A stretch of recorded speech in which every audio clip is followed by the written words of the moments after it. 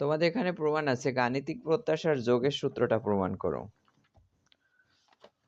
বইয়ের ভিতরে, বই খুঁজতে গেলে আরো টাইম লাগে বেশি।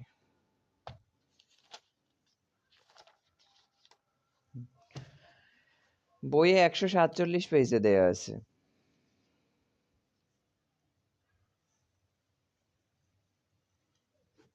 এই গাণিতিক প্রত্যাশার ভিতরে দেয়া আছে গাণিতিক প্রত্যাশার যোগের সূত্র প্রমাণ করো, একটা আছে গাণিতিক প্রত্যাশার গুণের সূত্র প্রমাণ করো।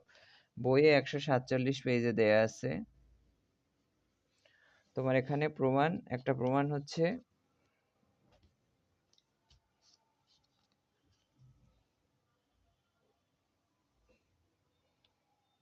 এটা দেয়া আছে বইয়ের 1.31 1 দেয়া আছে গাণিতিক প্রত্যাশার যোগের সূত্র।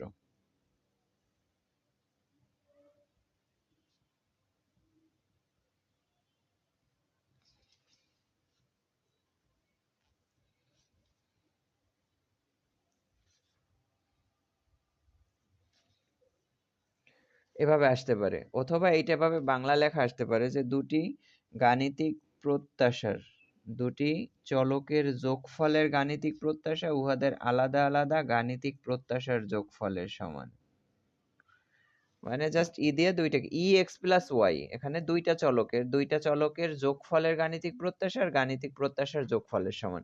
ই কে আগে যদি দুইটা যোগ করে আমরা গাণিতিক প্রত্যাশা বের করি, বা দুইটাকে আলাদা আলাদা গাণিতিক প্রত্যাশা বের করে যোগ করলে মান একই হবে, কারণ এটা তো আমরা দেখতেই পাইতেছি ই দিয়ে গুণ, যদি এটাকে গুণ দিই ই এক্স প্লাস ই ওয়াই এটা হয়, তাহলে এইটা হচ্ছে আমার সূত্র বা প্রমাণ। এটা এভাবে আসতে পারে, এভাবে আসতে পারে, অথবা বাংলা লেখাও আসতে পারে, বইও লেখা আছে সুন্দরভাবে যে দুইটা দৈব চলকের যোগফলের গাণিতিক প্রত্যাশা আলাদা আলাদা গাণিতিক প্রত্যাশার যোগফলের সমান। এখন এটার জন্য আমাদের প্রথমে চলক দুইটা ধরে নিতে হবে। প্রমাণগুলা কিন্তু আহামরি কঠিন না, জাস্ট একটু মনোযোগ দিয়ে যদি তোমরা দেখতে পারো, তোমরা প্রমাণ দেখলে মনে করো বাপ রে বাপ এটা জানি কি জিনিস, কিন্তু প্রমাণ ম্যাথের থেকে প্রমাণ আরো সব থেকে বেশি ইজি, কিন্তু জাস্ট একটু মনোযোগ সহকারে দেখতে হবে। তা আমরা এখানে লিখতে পারি যে তোমরা করো কি সব একসাথে খাইতে চাও, এই একসাথে খাইতে গেলে কিন্তু গলায় বাজে। আমি কিন্তু প্রমাণগুলা তোমাদের যেভাবে করাইছি, যখন যে অঙ্কগুলা করাই তখন সেটার সাপেক্ষে যে প্রমাণগুলো আলাদা আলাদা করাই দিছি, তখন তো করো না, একসাথে করতে যাও তারপর বলো যে প্রমাণ অনেক কঠিন, প্রমাণ অনেক কঠিন করতে পারবো না। কিন্তু এগুলা প্রমাণগুলো একটু মনোযোগ সহকারে ঠান্ডা মাথায় করতে হয়, তখন ইজি লাগে। দেখো কত ইজি প্রমাণ, আমি জাস্ট দেখাইতেছি। আমাদের এখানে দুইটা চলক যেহেতু, তাহলে আমরা এখানে ধরতে হবে যে ধরি দুটি দৈব চলক,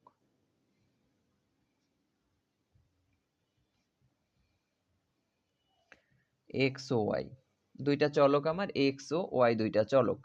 এখন আমার এখানে এই চলকের কিছু মান দিতে হবে, মান ধরে নিতে হবে, যেহেতু এখানে মান দেয়া নাই তাহলে প্রমাণের জন্য আমাদের মান ধরে নিতে হবে। তাহলে আমরা এখানে ধরি যে এক্স এর n তম মান, এক্স এর n তম মান, n তম মান x1 x2 dot dot xn পর্যন্ত, আমাদের বেশি আর ধরা লাগবে না। এখন একটা জিনিস ধরতে হবে সম্ভাবনা, কারণ যেহেতু আমাদের গাণিতিক প্রত্যাশার কথা বলছে এখানে কিন্তু আমাদের সম্ভাবনা লাগবে। তাহলে আমি এখানে ধরে নিই এবং ভাইয়া এটা আরেকটা নাম বলছিলেন না, দুইটি দৈব চলকের কি যেন বললেন? হ্যাঁ, দুটি দৈব চলকের যোগফলের গাণিতিক প্রত্যাশা আলাদা আলাদা গাণিতিক প্রত্যাশার যোগফলের সমান। ওই নাম তো এবার মনেও রাখতে পারবো না, এত বড় নাম। মনে রাখার দরকার কি, তোমার এখানে আমি দেখেই তো বুঝাই দিলাম। এই যে দেখো এটা হচ্ছে এই যে দুইটা দৈব চলক, এই যোগ দুইটাকে যোগ করার পরে গাণিতিক প্রত্যাশা বের করার পর আলাদা আলাদা গাণিতিক প্রত্যাশা বের করার পর দুইটা যোগ করলে একই মান আসবে, এটা বলা হয়েছে যোগফলের গাণিতিক প্রত্যাশা আলাদা আলাদা গাণিতিক প্রত্যাশার যোগফলের সমান। এই তো। তো এখন আমার এখানে আমার এই যে x এর মান ধরলাম, x এর সম্ভাবনা ধরলাম, এখন x এর গাণিতিক প্রত্যাশা, অতএব x এর গাণিতিক প্রত্যাশা, আমরা গাণিতিক প্রত্যাশার সূত্র সবাই জানি, গাণিতিক প্রত্যাশা, গাণিতিক প্রত্যাশা হচ্ছে ex equal summation x into px। এই যে একটু আগে তো তোমাদের এই সূত্র করাইলাম, ex equal summation x into px, এইটা হচ্ছে আমাদের সূত্র। তাহলে শুধু আমাদের এখানে একটা কাজ করতে হবে, x এর মানটা যে আমরা 1 থেকে x এর মানটা যে আমরা অন থেকে n এর মধ্যে ধরছি এটা জাস্ট এখানে লিখে দিতে হবে যে অন থেকে n এর মধ্যে, x এর মানটা অন থেকে n এর মধ্যে গেল। এটা আমাদের x এর কাজ শেষ। আবার আমরা y এর মানটা একটু ধরে নিব, মানে প্রমাণ মানে হচ্ছে ধরাধরি বেশি, যে আবার y এর m তম মান, m তম মান, x এর n তম মান আর y এর হবে m তম মান। m তম হচ্ছে ওই যে সেম ধরে নাও y1 y2 dot dot dot ym, y এর গাণিতিক প্রত্যাশা এবং y এর গাণিতিক প্রত্যাশা না, সম্ভাবনা, সম্ভাবনা y এর সম্ভাবনা py1 py2 dot dot pyn m। এই তো এখন y এর গাণিতিক প্রত্যাশা সূত্র লিখে দাও।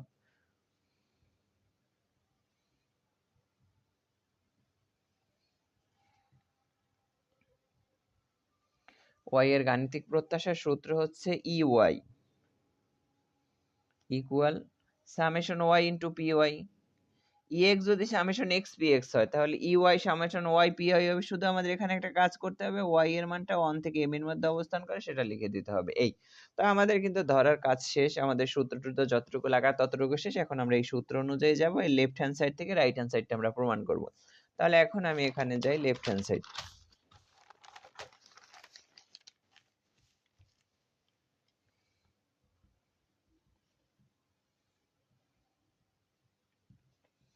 ex সমান যদি সামেশন x px হয়, এইটুকু পুরাটাকে যদি আমরা x ধরি তাহলে ex সমান আমাদের কি হবে, সামেশন x px।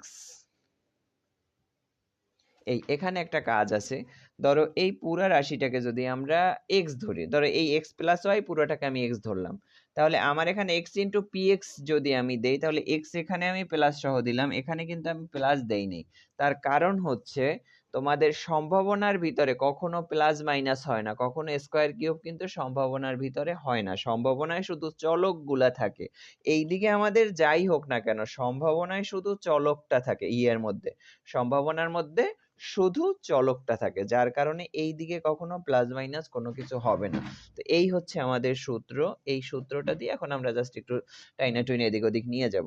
তো এটা হচ্ছে summation x p x plus y into P x y, এখানে এখানে প্লাস হবে না।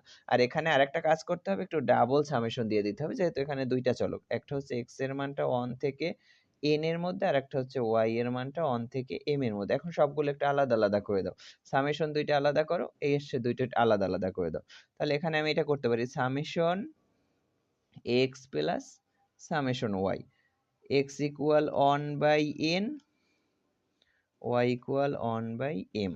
এখানে px py সবগুলো আলাদা আলাদা করে দিলাম, শুধু এখানে একটা প্লাস আছে, প্লাসটা মাঝখানে রয়ে গেছে। এখন এই x দুইটা একসাথে নিব, y দুইটা একসাথে নিব, প্লাসটা মাঝখানে থেকে যাবে। এখন x দুইটা একসাথে করে দাও, summation x into px plus summation y into py, x equal 1 by n, y equal 1 by m। কারণ এই যে এইটুকু সমানই কিন্তু আমার ex ছিল, এইটুকু সমান ছিল ey প্লাস ey। এই কিন্তু আমার right hand side, left hand side right hand side কিন্তু প্রুভড। জাস্ট ধরে নিলাম, এখানে সূত্রটা লিখলাম, তারপর মানগুলো দিয়ে দিলাম। এটা গেল একটা আমাদের। আমাদের এখানে আরো একটা প্রমাণ আছে, এটা হচ্ছে 148 পেজে, বইয়ের 148 পেজে গাণিতিক প্রত্যাশার গুণের সূত্র। এটাও 1.31-এর দেয়া আছে রোমানে। এটা হচ্ছে গাণিতিক প্রত্যাশার গুণের সূত্র, গাণিতিক প্রত্যাশার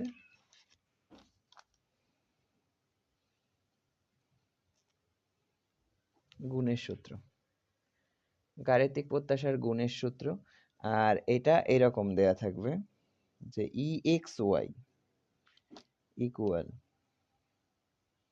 EX ইন্টু ইউআই। এটা হচ্ছে দুইটা দৈব চলকের গুণফলের গাণিতিক প্রত্যাশা আলাদা আলাদা গাণিতিক প্রত্যাশার গুণফলের সমান। মানে দুইটাকে যদি আমরা আগে গুণ করি তারপরে গাণিতিক প্রত্যাশা বের করি, আর আলাদা আলাদা যদি গাণিতিক প্রত্যাশা বের করে তারপরে গুণ করি, দুইটা কিন্তু মান একই আসবে। এটাই আমাদের এখানে বলা হয়েছে যে দুইটা দৈব চলকের গুণফলের গাণিতিক প্রত্যাশা আলাদা আলাদা গাণিতিক প্রত্যাশার গুণফলের সমান। এই তো এইটার জন্য আমাদের এক্স ওয়াই এর কিছু মান ধরে নিতে হবে। এখন এই এক্স ওয়াই এর মানটা ধরতে গেলে সেম এই যে এই পার্টটার মতো এরকম করে আমাদের এক্স এর এন তম মান, এক্স এর সম্ভাবনা, ওয়াই এর এম তম মান, ওয়াই এর সম্ভাবনা, এই মানগুলো আমাদের একটু ধরে নিতে হবে।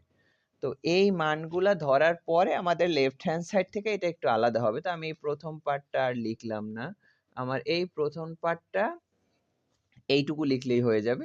তো এখানে আমি প্রথম পার্ট আগেরটুকুই লাগবে, শুধু আমরা এখানে এই লেফট হ্যান্ড সাইড থেকে এটা একটু করে দিই। এখানে লেফট হ্যান্ড সাইড থেকে এটা করতে হবে ই এক্স ওয়াই। সূত্র লেখো, যদি এই পুরোটায় যদি আমরা এক্স ধরি তাহলে ই এক্স সমান আমাদের কি summation X into P X, তাহলে X Y into P x Y. এই তো, এখানে তো আর কোনো ঝামেলা নেই, এখানে গুণ, এখানে ওই গুণ গুণাকারই হয়। শুধু এখানে একটু কাজ আছে, আমাদের সামেশন যেহেতু দুইটা চলক, ডাবল সামেশনটা দিয়ে দিতে হবে। X equal 1/n, y equal 1/m। এখন সবগুলো আলাদা আলাদা করে এক্স দুইটা একখানে করো, ওয়াই দুইটা এক পাশে করো, তাহলে দেখবো হয়ে গেছে E X summation X summation Y, আর এখানে আছে পি এক্স পি ওয়াই। তো এখন এক্স ইকুয়াল 1/n, এই তো। এখন এক্স দুইটা একসাথে করে দাও, সামেশন ওয়াই পি ওয়াই।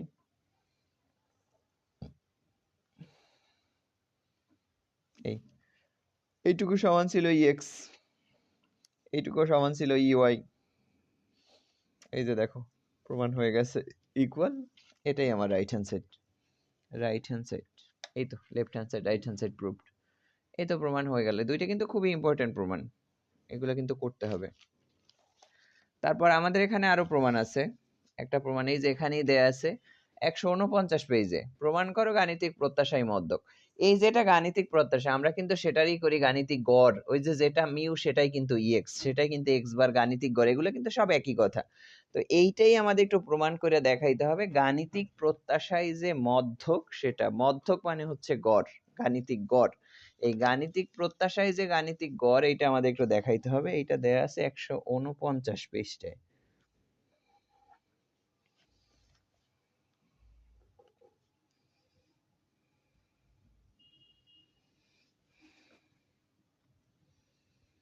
গাণিতিক প্রত্যাশায় মধ্যক। তো আমাদের এখানে যেহেতু আমাদের এটা লাগবে গাণিতিক প্রত্যাশায় মধ্যক, তো আমরা সেখান থেকে একটু মান তো ধরেই নিতে হবে। তাহলে আমরা ধরি, এখানে একটা চলক ধরলেই হবে, কোন দৈব চলক এক্স এর n তম মান, কোন দৈব চলক এক্স এর n তম মান,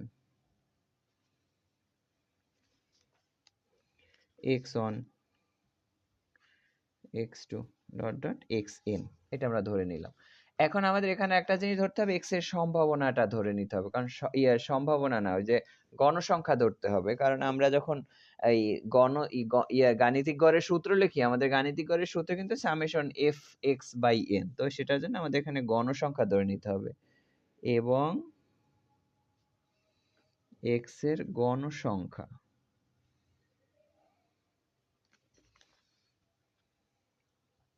f1 f2 fn পর্যন্ত ধরে নিলাম। তো এখন আমাদের ধরানো অতএব মধ্যক বা গাণিতিক গড়, যেটা মধ্যক সেটাই কিন্তু গাণিতিক গড়। সিম্বল হচ্ছে এক্স বার ইকুয়াল, আমাদের সূত্র কি summation f x by n, এটাই কিন্তু আমাদের সূত্র। গাণিতিক গড়ে এক্স বারের সূত্র summation f x by n. এখন এখানে মানগুলা লিখে দাও, এফ আর এক্স গুণ করো, f one x one plus f two x two, যেটার সাথে যেটা সেটার সাথে সেটার গুণ, plus dot dot dot dot plus f n x n by n. এটা হচ্ছে আমার সূত্র। দেখো মানে এক্স এর এফ ওয়ান এর সাথে এক্স ওয়ান গুণ করতে হবে, এক্স টু এর সাথে এফ টু গুণ এক্স এন এর সাথে এফ এন গুণ করার পরে যদি যোগ করি তখন কিন্তু আমার সামেশন হয়ে যাবে। এফ এক্স বাই এন আমরা তো ঘর করে এটার সাথে এটা গুণ, এটার সাথে এটা গুণ, এটার সাথে গুণ করে দিই, সেটাই এটা হচ্ছে ওয়ান, অন এর সাথে ওয়ান, টু এর সাথে টু, এন এর সাথে এন গুণ, এরকম করে তারপর যখন আমরা সামেশন করব মানে কি সবগুলা গুণ করার পর যে রেজাল্টটা লিখি সেটা যোগ করে দিলেই তো সামেশন হয়ে যায়। এখানে তো আর যোগ ফলটা লেখা যাবে না, জন্য আমরা যোগটা দিয়ে দেখাই দিলাম। এই তো। তো এই হচ্ছে আমার সূত্রটা আমি এখানে বসালাম। এখন আমি কি করব, একটু প্রত্যেকটাকে, এখানে তো লসাগু করা আছে, এনটা সবগুলোর সাথে একটু ভাগ ভাগ করে দেই। এই তাহলে f one x one by n plus f two x two by n plus dot dot dot dot f n x n by n. এখন আমি এখানে কি করব, এনটাকে আর এফটাকে একসাথে রাখবো, এক্সটাকে আমি পাশে নিয়ে নাই। এক্সটা কিন্তু পাশে লেখাও যায়, উপরে লেখা একই কথা, আমি জাস্ট একটু পাশে নামায়া দেবো। তাহলে এটা আমরা এভাবে লিখতে পারি, x one f one by n plus x two f two by n dot dot dot, এখানে আছে এক্স এন, এই এফ এন বাই এন, এটা গেল। এখন আমাদের এই যে এফ এন বাই এন এইটুকু দ্বারা সম্ভাবনা দেখানো হয়, f n by f by n দ্বারা সম্ভাবনা নির্দেশ করে এক্স এর। আমরা এখানে লিখে যে যেহেতু এফ বাই এন দ্বারা এক্স এর সম্ভাবনা নির্দেশ করে, সম্ভাবনা নির্দেশ করে। দেখো একটা জিনিস, এখানে আমি এটা যে সম্ভাবনা নির্দেশ করে যে লিখলাম, এই কথাটা তো আর আমি আন্তাজে লিখলাম না। তার কারণ হচ্ছে দেখো আমাদের সম্ভাবনার সূত্রটা কি, মোট ফলাফল বাই অনুকূল ফলাফল। এই যে বড় আমরা যে এন এর মানটা লিখলাম, এই এনটা কিন্তু যে এফ দেয়া থাকে, এফ এর যোগফল কিন্তু এন।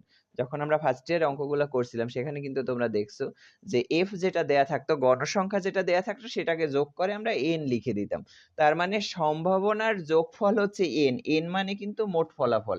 আর প্রত্যেকটা ঘরে যে এফ ছিল এই প্রত্যেকটা হচ্ছে অনুকূল ফলাফল, মানে ওইটাকে মোট ফলাফল দ্বারা গুণ, এটাকে মোট ফলাফল দ্বারা গুণ, এটাকে মোট ফলাফল দ্বারা গুণ, তার মানে এটাই কিন্তু সম্ভাবনা।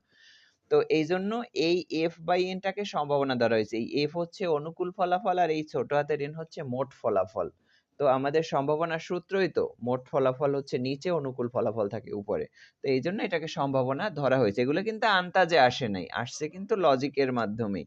তো এখন আমার যেহেতু এটা দ্বারা সম্ভাবনা নির্দেশ করে, তাহলে এটাকে আমি এভাবে লিখতে পারি, x one P x one, যেহেতু এটা এক্স ওয়ান এর সম্ভাবনা, এটা এক্স টু এর সম্ভাবনা, তাহলে plus x two p x two plus dot dot dot plus f x n p x n. তো সবগুলা যদি আমরা যোগ করে দিই তাহলে এটা আমরা এভাবে লিখতে পারি, সামেশন এক্স পি এক্স, যেটা সামেশন এক্স পি এক্স সেটাই হচ্ছে আমার ই এক্স গাণিতিক প্রত্যাশা।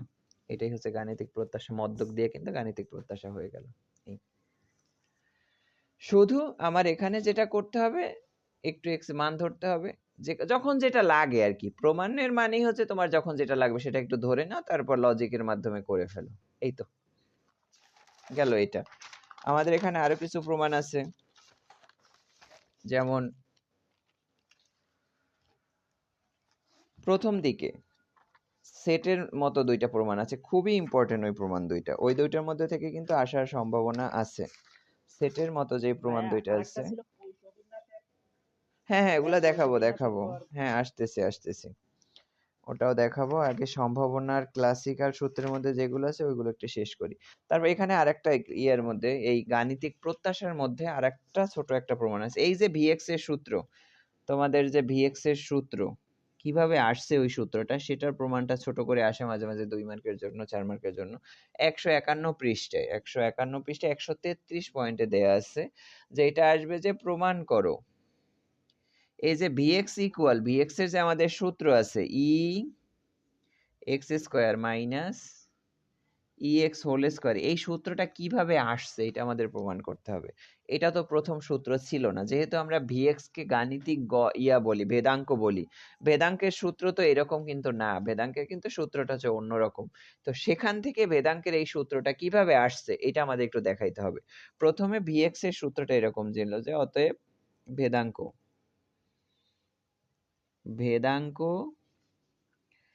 ভিএক্স বা সিগমা স্কোয়ার ইকুয়াল, এই সূত্রটা ছিল এরকম প্রথমে, E X minus X bar E x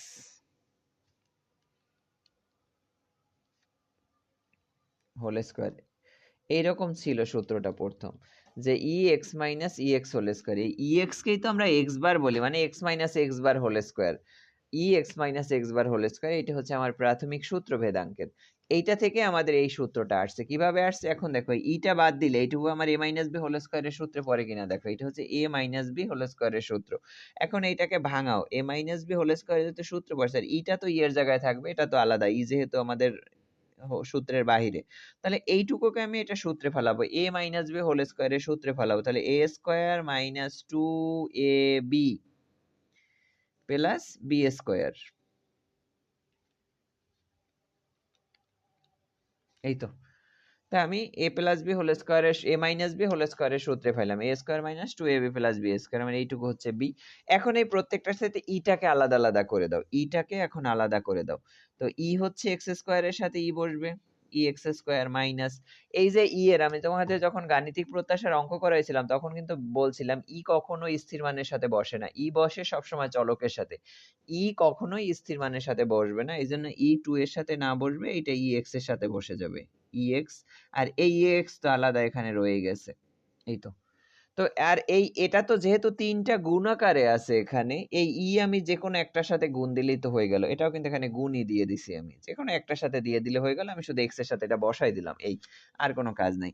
plus দেখো এখানে অলরেডি আমার ই একটা আছে, এই জন্য এই ইটা ডাবল ই কখনো একসাথে বসে না, ই একটা এখানে আছে এই জন্য ইটা এখানে বসবে না, এখানে আমার যেটা আছে সেটাই থাকবে। এগুলো তোমাদের পরিসংখ্যানে ইয়ে ছিল, যে দুইটা সামেশন কখনো একসাথে বসে না, তারপরে ওই যে দুইটা এন একসাথে বসে না, এরকম কিছু ই আছে আমাদের, তো এই দুইটা ই একসাথে বসবে না, তো এখানে আমাদের ইটা বসবে না, গেল এটা। এখন আমার এখানে থাকে ই এক্স স্কোয়ার মাইনাস, দেখো এটাও ই এক্স এটাও ই এক্স, দুইটা কিন্তু যদি আমরা গুণ করি, এক্স এক্স যদি এক্স স্কোয়ার হয় তাহলে ই এক্স আমরা ই এক্স স্কোয়ার লিখতে পারি না, ই এক্স স্কোয়ার প্লাস এখানে একটা আছে আমার ই এক্স হোল স্কোয়ার। তো এখন দেখো এখানে দুইটা এক্স হোল স্কোয়ার, এখানে একটা এক্স হোল স্কোয়ার, দুইটা থেকে একটা বাদ দিলে একটা থাকে, তো আমার এখানে থাকতেছে কি ই এক্স স্কোয়ার মাইনাস, দুইটা থেকে আমার একটা বাদ যাবে তাহলে একটা থাকবে ই এক্স হোল স্কোয়ার। এই তো, এই অ্যান্সার। শুধু সূত্রটা একটু ভাঙাতে হবে এখানে, মানে এই সূত্রটা মনে রাখতে হবে, আর এখানে এটাকে এ মাইনাস বি হোল স্কোয়ারের সূত্রে ভাঙাইতে হবে, আর কাজ হচ্ছে এই ইটাকে যখন আমরা গুণ দিব তখন একটু প্রপার ভাবে গুণটা দিতে হবে, যে কোথায় বসলে আমরা এটা কাজে লাগাতে পারবো। এখানে তো একটাই রাশি আছে, একটাই, এখানে আমার কোনো কাজ নাই। এখানে যেহেতু তিনটেই আমার গুণ আকারে আছে, ই যেহেতু এটার সাথে গুণ, মানে ই এটার সাথেও গুণ, ই এখানেও গুণ, ই এখানেও গুণ, ই তিনোটার সাথে গুণ হবে। তো এটার সাথে যখন গুণ হবে আমার যে কোনো একটার সাথে লিখলেই হয়, আমি এক্স এর সাথে যদি আমি এটা লিখি তাহলে এটা আমি পরে কাজে লাগাইতে পারি, এর জন্য এখানে লিখলাম। আর এখানে অলরেডি ই একটা আছে সেই জন্য ডাবল ই একসাথে বসবে না। এই তো, এই হচ্ছে আমার প্রমাণের কাহিনী।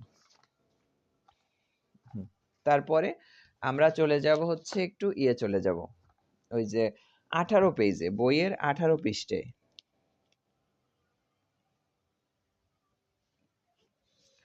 তোমার এই এই প্রমাণ দুইটা থেকে যে কোনো একটা প্রমাণ আসে, একটা হচ্ছে তোমার দুটি পরস্পর বর্জনশীল ঘটনার সম্ভাবনার সূত্র, একটা হচ্ছে অবর্জনশীল ঘটনার সম্ভাবনার সূত্র। এটা না, হ্যাঁ, এই যেটা আছে 15 পেজে আছে, 18 পেজে না, বইয়ের 15 পেজে দেওয়া আছে, তোমার 1.12-তে দেওয়া আছে, 15 পেজের 1.12, পরস্পর বর্জনশীল ঘটনার যোগের সূত্র, একটা হচ্ছে পরস্পর অবর্জনশীল ঘটনার যোগের সূত্র। তো আমরা যদি ইয়ে নেই, এখানে ক নাম্বারে দেয়া আছে পরস্পর বর্জনশীল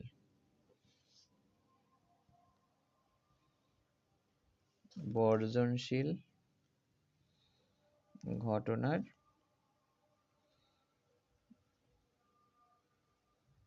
যোগের সূত্র, পরস্পর বর্জনশীল ঘটনার যোগের সূত্র, এটা হচ্ছে আমার ইয়া করতে হবে, বা দুটি পরস্পর বর্জনশীল ঘটনা একত্রে ঘটার সম্ভাবনা আলাদা আলাদা ভাবে ঘটার সম্ভাবনার যোগফলের সমান। মানে এটা আমরা ইউনিয়ন মানে কি বুঝি, একসাথে একসাথে সবগুলো একসাথে কমন যাবে, এই জন্য এটাকে বলা হয় যে কোনো একটা ঘটার সম্ভাবনা।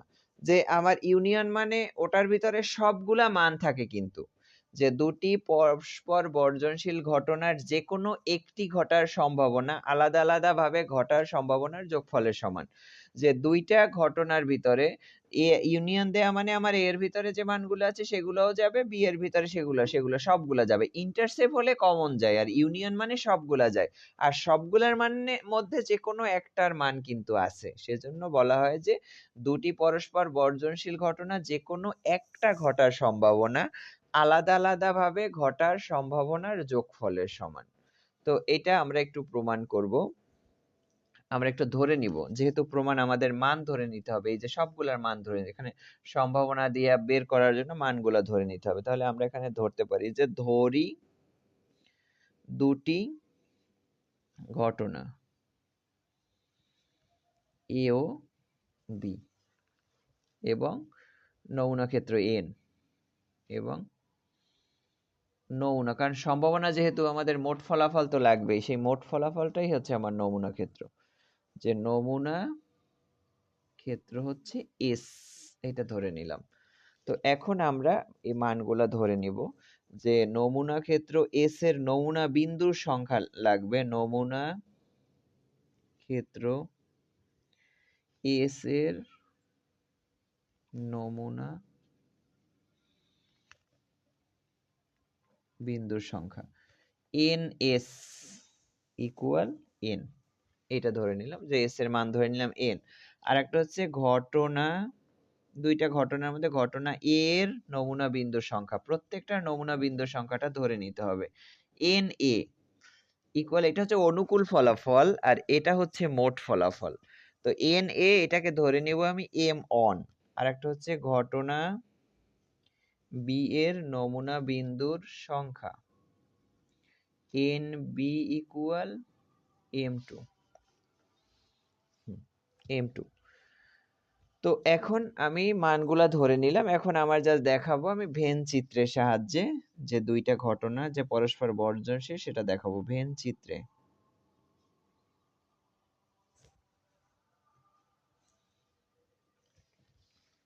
ভেন চিত্র আঁকো। যেহেতু বলছে দুইটা পরস্পর বর্জনশীল ঘটনা, দুইটা আলাদা আলাদা ভাবে থাকবে। এই তো, এটা হচ্ছে এ, এটা হচ্ছে বি, এটা হচ্ছে এম ওয়ান, এটা হচ্ছে এম টু। এই তো। তো এখন আমাদের এখানে দেখো এ আর বি এর মধ্যে কোনো কমন জিনিস নাই, বা এ আর বি এর মধ্যে কোনো সাধারণ বিন্দু নাই, যেহেতু এর ভিতরে কোনো কমন জিনিস নেই, তাহলে আমাদের এখানে এন এ ইউনিয়ন বি, এই যে এইটাকে আমরা বের করব এন দিয়ে। এন এ ইউনিয়ন বির মানে কি, এই পুরোটা হচ্ছে এন এ ইউনিয়ন বি। তো আমরা এখানে লিখতে পারি যে অতএব n A union B equal আমাদের এন এ ইউনিয়ন বি এর যোগফল, এইটা যদি আমরা বের করি তার মানে হচ্ছে আমার এটার এটা দুইটা যোগ করলেই হয়ে যায়। তাহলে আমরা এটা এ লিখতে পারি n A plus n B. তাহলে এটা হচ্ছে আমার m one plus m two, কারণ এখানে আমার দুটো কমন তো আর কোনো কিছু নাই, যে কোনো একটা কমন নিলেই হয়ে যাবে। এই এই পুরাটার মানই হচ্ছে আমার ইউনিয়ন। তো ইউনিয়ন মানে দুইটাই কমন যাবে, আমি কমন নিয়ে নিলাম তোমার দুইটা সবগুলা যতগুলা মান আছে সবগুলাই যাবে। তো এন এর যে মানগুলো আছে সেগুলো যাবে, এন বি এর মানগুলোও যাবে, তো দুইটা আমি যোগ করে দিলাম। এখন আমি যাব সম্ভাবনার ক্লাসিক্যাল সূত্র অনুসারে, কারণ আমার তো প্রমাণ করতে হবে পি দ্বারা। আমি এতক্ষণ এইটা প্রমাণটা করার জন্য মশলাগুলো রেডি করলাম। বলো। ইয়ে, আমাদের প্রমাণ কি ফার্স্ট চ্যাপ্টার বাদে অন্য কোনো চ্যাপ্টারে আছে? না, আর প্রমাণ নাই। কি হলো?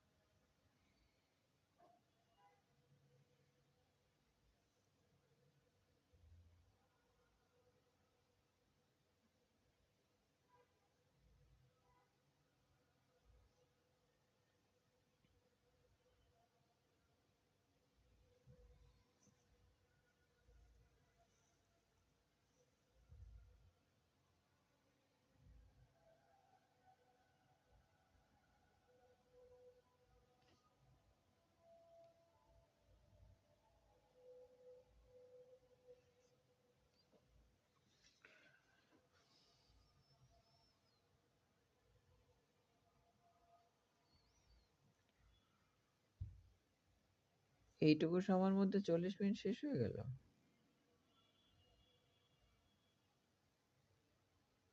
আপনারা জিজ্ঞেস করছিলেন যে ফার্স্ট চ্যাপ্টার বাদে আমাদের অন্য কোনো চ্যাপ্টারের উপর তার প্রমাণ আছে কিনা। না না, প্রথম অধ্যায় ছাড়া আর কোনো নাই, আর প্রমাণ আসলে তোমার প্রথম অধ্যায় থেকেই আসে। আর ওইদিকে শুধু ভাইয়া মনোযোগ হ্যাঁ মনোযোগের কারণে এত তাড়াতাড়ি সময় চলে গেছে। না, আমি মনোযোগ আরো তো করার ভাবলাম যে প্রমাণ 30 মিনিট পরে তো সিগন্যাল দেয়, আমি কি রে, আমি দেখি কাইটে গেল, আমি আরো ভাবলাম মনে হয় নেটওয়ার্কের সমস্যা করতেছে, পরে তাকাই দেখি যে যেটা রেকর্ড হইতেছে ওখানে অলরেডি 30 মিনিট উঠে গেছে।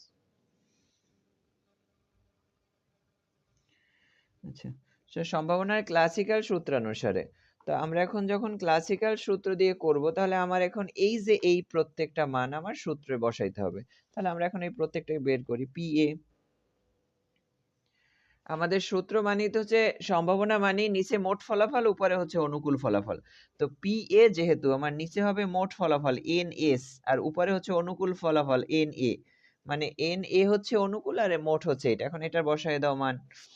তাহলে আবার এখানে এন এর মান ধরছিলাম কি m1 বাই এটা ছিল n, গেল এটা।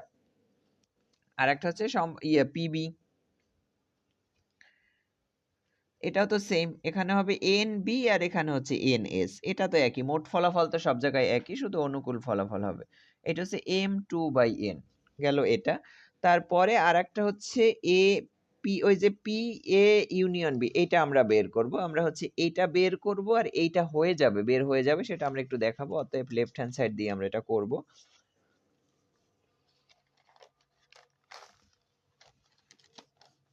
যে অতএব left hand side P A union B, তাহলে এটা সূত্র তো আমাদের সেম ওইটাই হবে, যে নিচে মোট ফলাফল উপরে অনুকূল ফলাফল n A union B by n S. এইটা দেখুন, এই যে এন এ ইউনিয়ন বি, এইটা সমান আমার কি ছিল, এই যে এইটা সমানিত ছিল আমার এই যে m1 প্লাস m2, এই যে এখানে তো বের করে রাখছি, যে এটা ছিল, এটা সমান তো আমার m1 প্লাস m2। তো এইটুকু হবে m1 plus m2, m1 plus m2, আর নিচে হবে n, শুধু n। এখন দুইটাকে আলাদা আলাদা করে দাও, যেহেতু এখানে লসাগু আছে, আমরা যদি লসাগুটা ভাঙাই, তো এটা হবে m1 by n plus m2 by n। তাহলে এইটুকুই সমান তো আমার এই যে একটু আগে যেটা বের করছিলাম, এটা সমানই পি এ প্লাস এইটা সমানই কিন্তু আমার ছিল পি বি। এটাই তো আমার রাইট হ্যান্ড সাইড, অতএব left hand side right hand side proved. এই তো গেল এটা। তো এটা হচ্ছে বর্জনশীল যদি হয়, কিন্তু যদি পরস্পর অবর্জনশীল হয়, তবে বর্জনশীলের থেকে কিন্তু তোমাদের অবর্জনশীলটা বেশি আসবে, অবর্জনশীলটাই আসে বেশি। এটা হচ্ছে খ নাম্বার প্রশ্ন, 17 পেজে দেয়া আছে খ নাম্বার প্রশ্নে, যে দুটি পরস্পর অবর্জনশীল ঘটনার যোগের সূত্র, বা তোমার দুটি পরস্পর অবর্জনশীল ঘটনা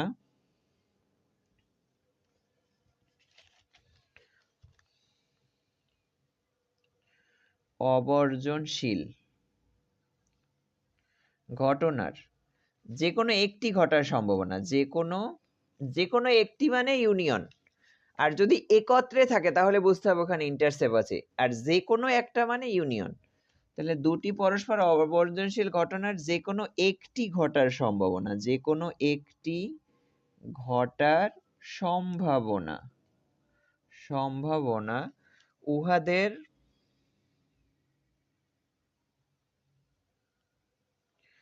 উহাদের আলাদা ঘটার যোগফল, আলাদা ঘটার যোগফলের সাথে, যোগফলের সাথে, এখানে আবার একটু পেঁয়াজ আছে, একত্রে ঘটার বিয়োগফলের সমান, একত্রে ঘটার বিয়োগফলের সমান, বিয়োগফলের সমান। এখানে আবার এইটুকু লাগাই দিছে, তার কারণ হচ্ছে আমার এখানে দুটি পরস্পর অবর্জনশীল ঘটনার কথা বলছে। অবর্জনশীল মানে হচ্ছে আমার এখানে কমন কিছু আছে, যদি বর্জনশীলের কথা বলে তখন কমন কোনো কিছু নাই, আর অবর্জনশীল বললে কমন আছে, কারণ দুইটার ভিতরে একটা সাধারণ বিন্দু থাকে বা একটা সাধারণ মান থাকে যেটা কমন যায়, সেজন্য এখানে একত্রে ঘটার বিয়োগফল লাগাই দিছে। আর দুটি পরস্পর, যদি বর্জনশীলটা থাকতো সেটা হয় এরকম, দুটি পরস্পর বর্জনশীল ঘটনার যে কোনো একটি ঘটার সম্ভাবনা উহাদের আলাদা ঘটার যোগফলের সমান, তাহলে এইটুকুই শেষ। কিন্তু যখন অবর্জনশীল এটার সাথে এইটা লাগাই দিছে। এই তো, শুধু একটা ভালো করে মনে রাখলেই হয়ে যাবে। আমি এখানে পুরো কথাটাই লিখে দিলাম। অথবা এইটা এভাবে আসে যে প্রমাণ করো P of A union B equal P A plus PB minus P A intercept. এই যে একত্রে ঘটার বিয়োগফল, দুইটা যোগ করে ফল আর এইটার বিয়োগ ফলের সমান। তো এই হচ্ছে আমার তোমার প্রমাণটা। এইটা ভেরি ভেরি ইম্পর্টেন্ট, এইটা ভালো করে পড়বা। তো আমাদের এটার জন্য এই মানগুলা ধরে নিতে হবে এখানে। এই যে এই মানগুলা সবগুলা ধরে নিতে হবে। এন এস ধরি দুটি ঘটনা এ বি, নমুনা ক্ষেত্র এস, এন এর এন তম মান, এ এর মান, বি এর মান, এগুলো সব ধরে নিতে হবে। আমি যেখানে সংক্ষেপে একটু লিখে দেই যে নমুনা ক্ষেত্র এন এস এর এন তম মান হচ্ছে এন, এটা হচ্ছে এন এ, এটা সমান ছিল এম ওয়ান। এন বি এটা সমান ছিল এম টু। তো এখানে আরেকটা জিনিস লাগবে যেটা ওই আগেরটায় দেওয়া নাই, সেটা হচ্ছে এ ও বি এর নমুনা দুইটা একসাথে। তো এটা একটু লাগবে, আমি এখানে লিখে দেই। এটা হচ্ছে ঘটনা এ ও বি এর নমুনা বিন্দুর সংখ্যা, বিন্দুর সংখ্যা। এটা হচ্ছে n A intercept B equal, দেখো আমার এটা হচ্ছে এন এ আর এন বি, দুইটা থেকে কমন যদি যায় তাহলে 1 2 বাদ দিয়ে শুধু এমটাই তো কমন যাবে। যেহেতু এখানে এম ওয়ান এখানে এম টু, তাহলে দুইটার মধ্যে থেকে আমার এমটাই কমন যাবে, আমি নিয়ে নিলাম শুধু এম কমন। এই তো। তো এই হচ্ছে আমার, আমি মানগুলো ধরে নিলাম। এখন ভেন চিত্রে দেখাবো। ভেন চিত্রটাই হচ্ছে মেন, মানে ভেন চিত্রে যদি ঠিকভাবে দেখাইতে পারো তাহলে অর্ধেকটাই ক্লিয়ার হয়ে যায়। ভেন চিত্র, নিম্নে ভেন চিত্রে দেখানো হলে এভাবে লিখে ভেন চিত্রটা এঁকে দিবা। আর এই ভেন চিত্রে এই পুরাটা মানে হচ্ছে ইউনিয়নের মান। তো এখানে আমার যেহেতু দুইটা পরস্পর অবর্জনশীল বলছে, দুইটা হচ্ছে একসাথে থাকবে। বর্জনশীল মানে দুইটা আলাদা ছিল, আর অবর্জনশীল মানে হচ্ছে দুইটা একসাথে থাকবে। তাহলে এইটা হচ্ছে আমার এ, এই গোল্লাটা হচ্ছে এ এর গোল্লা, এটা হচ্ছে বি এর গোল্লা। তো আমার এ এর মান ছিল কি এম ওয়ান, আর বি এর মান ছিল এম টু। এখন দেখো এই যে এ আর বি এর ভিতরে কমন যেটা, দেখো এইটুকু এ বি এর ভিতরে আছে আর এইটুকু এর ভিতরে আছে, এই কমনটার নাম হচ্ছে এম। এখন দেখো আমি যদি শুধু এ এর মানটা বের করতে চাই তাহলে এ এর মধ্যে থেকে বি এর পার্টটুকু কি করতে হবে, বাদ দিতে হবে। তো এই এম পার্টটুকু এ এর মধ্যেও আছে বি এর মধ্যেও আছে। তো যদি আমি শুধু এ এরটা বের করতে যাই তাহলে আমার এই বি এর পার্টটুকু বাদ দিতে হবে, তার মানে এই এম টুকু বাদ দিতে হবে, মাইনাস এম, এটা মাইনাস করতে হবে। আবার সেম কাজটা হচ্ছে বি এর সাথেও, যদি বি এর শুধু বি এরটা মানে বি এর মধ্যে এ এর যতটুকু আছে ততটুকু আমরা বাদ দিব, শুধু বি এর মানটুকু নিব। তাই শুধু যদি বি এর মানটুকু নেই, হ্যাঁ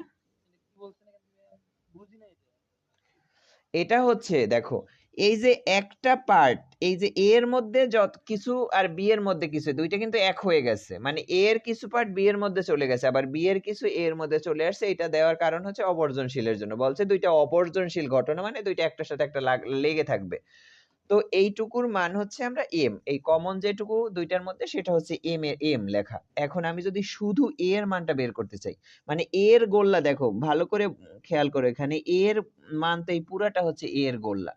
এখন এই এর গোল্লা থেকে আমি যদি বি এর টুকু বাদ দেই, মানে এর মধ্যে বি এর অংশ যতটুকু পড়ছে বি এর অংশটা বাদ দিব, তাহলে আমার কি করতে হবে, এই এমটা বাদ দিয়ে দিতে হবে। এজন্য এটা মাইনাস এম করে দিলাম।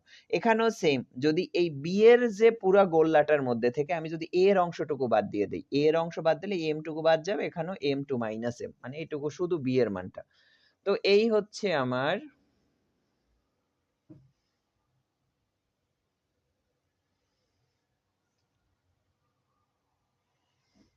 কি হলো, ব্যাপারটা কই চলে গেল।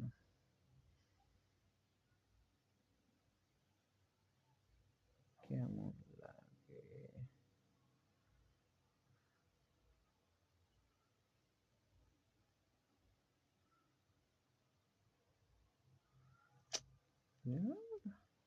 এটা তো ভালোই সমস্যা।